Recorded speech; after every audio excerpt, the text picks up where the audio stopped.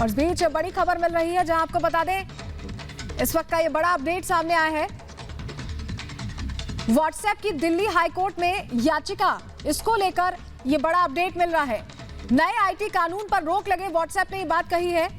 नया आईटी कानून असंवैधानिक है, व्हाट्सएप की तरफ से ये दलील दी गई। अभिव्यक्ति की आजादी का उल्लंघन है, निजता के अधिकारों का हनन है, तो ये बात कही गई है। आईटी नियम का उल्लंघन कर रहा है।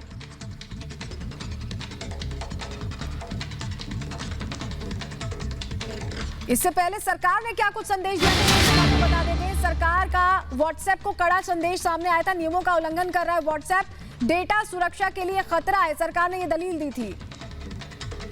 और हमारे सहयोगी अखिलेश हमारे साथ जुड़ गए। अखिलेश, मामला अब कोर्ट पहुंच चुका है, क्या कुछ अभी चल रहा है कोर्ट में?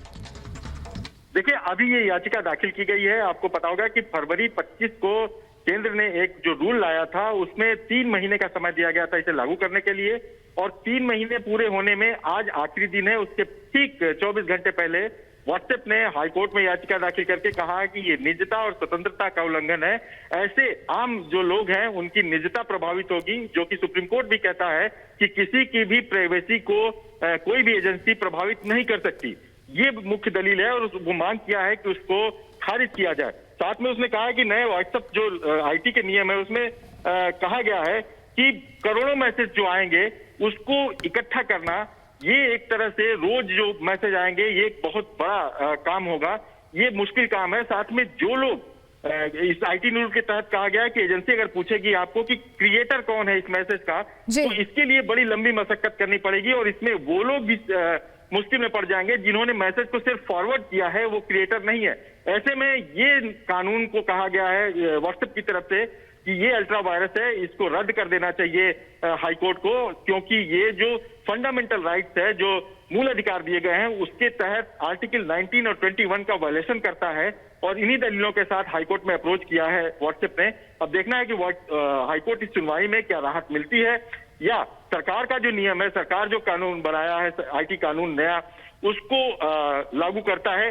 अब ये कोर्ट पे डिपेंड करता है। जी बिल्कुल अखिलेश, तो अभी कोर्ट निर्णय क्या कुछ लेता है इस पर सबकी नजर है। लेकिन देखिए, नए आईटी कानून पर लेकर व्हाट्सएप वर्सेस सरकार को लेकर बातचीत चल रही है, और हमारे साथ हमारे senior executive editor Abhishek Kapoor हमारे साथ जुड़ गए हैं। अभिषेक, जिस तरह की स्थिति बनी हुई है, नए कानून को लेकर व्हाट्सएप अपनी दलील रख रहा है, सरकार अपनी दलील रख रही है, और तनातनी की स्थिति है।